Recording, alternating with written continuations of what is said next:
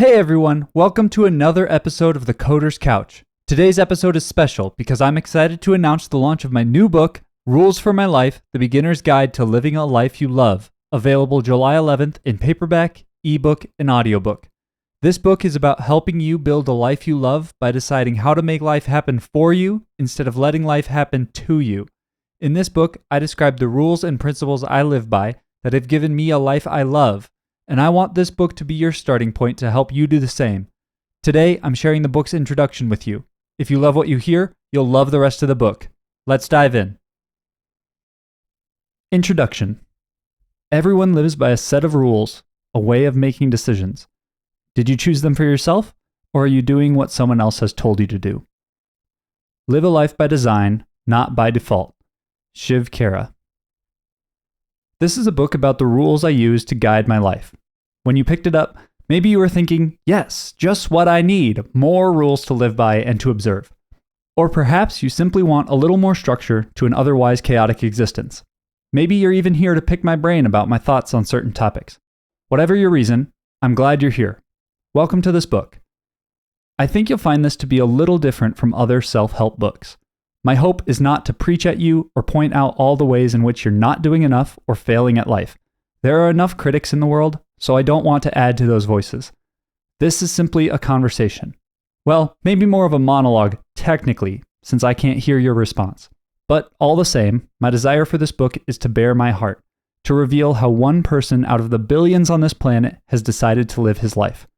I've experienced and learned many things with the help of my parents, friends, mentors, teachers, professors, and other sages and guides. Hopefully, you recognize that some of the greatest influences in your life can come from anywhere, from someone's passing comment to a thought-provoking classroom lecture. If you keep your ears open, you can gather wisdom, insight, and understanding from a multitude of sources, and hopefully be better off for it. That's what this book is, nothing more than a collection of things I try to live by. Maybe you find the idea of quote-unquote rules to live by to be restricting, but everyone has a set of rules they live by, filters through which they see the world and make decisions. Side note, for more on this idea, I recommend checking out the chapter, How? A Rule of Life, in John Mark Comer's Practicing the Way. Whether you like it or not, your life is already a result of the way you live. I haven't encountered many people who have an intentional plan to live by, but everyone has some kind of plan. Think of it more as a decision-making framework that transforms my intentional decisions into automatic responses over time. When faced with a decision in life, these ideas give me a clear direction of what I need to do to be the person I want to be. This list isn't about, here is what I can and cannot do, but rather, I've pre-decided how I want to show up in the world, and this plan aligns my actions with my intentions. I just tend to think of them as rules, but you and I can disagree about semantics. Guiding principles, if that's more your jam. I believe the question is not, do I live by rules and principles? But whose rules and principles do I live by? At a high level, these rules are composed of your values and beliefs, either purposefully decided upon for yourself or adopted from what others say. Life rules, or principles, are handed to us through things like cultural messaging, parental values, and generational traditions. Voices speak into our lives from every direction, some quite loudly, and others more softly. These voices could come from our friends, peers, parents, boss, coworkers, teammates, an advertising firm, a TV commercial. The list goes on, and I think you get my point. That's why I'm convinced everyone has a plan like this, because if you don't decide on one for yourself, society is eager to make it for you. Once a rule is given to us, we either refine them through self-reflection, asking if they still serve us well, or we simply hold on to them for no other apparent reason than not taking the time to ask ourselves, do I still think this is valid? Is this the way I want to live? Let me come down from my soapbox and get back to what I was saying.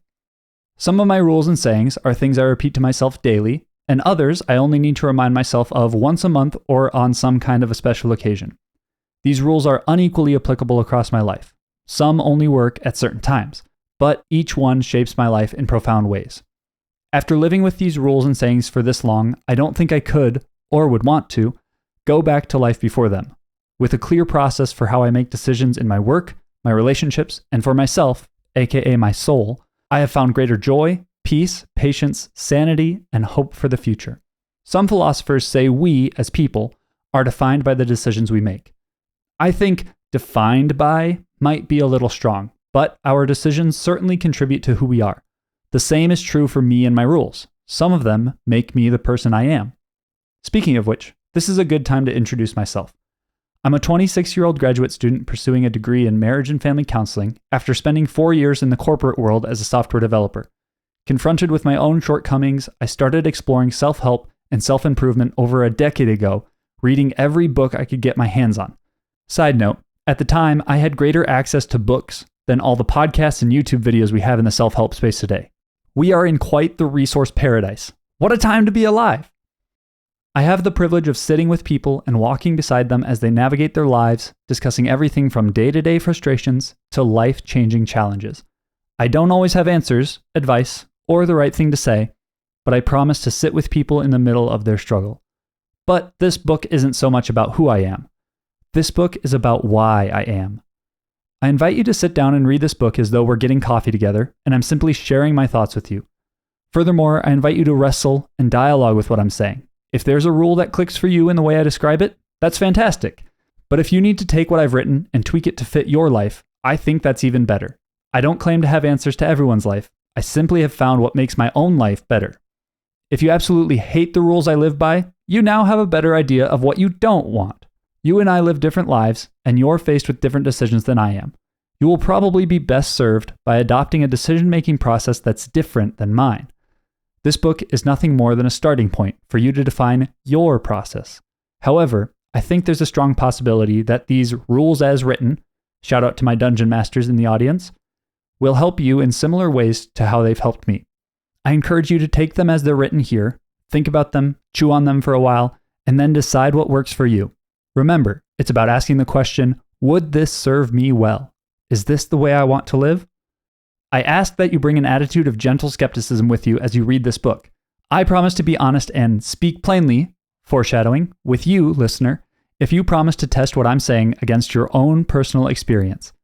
I also think it's important to note from the get-go that I'm a Christian. I will reference the Bible a few times because it influences how I make decisions. Regardless of whether you subscribe to a faith tradition, identify as a spiritual person, or are wholly separated from a belief system, I've tried to provide you with a tangible place to start when it comes to creating your own decision-making process.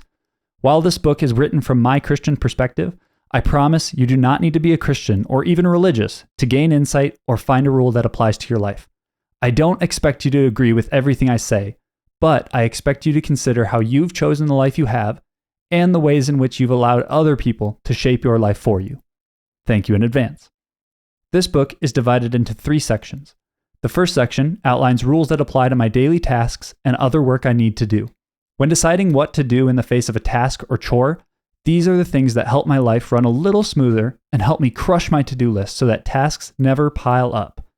The second section focuses on rules that influence my relationships and act as guiding principles for how I interact with others in my life.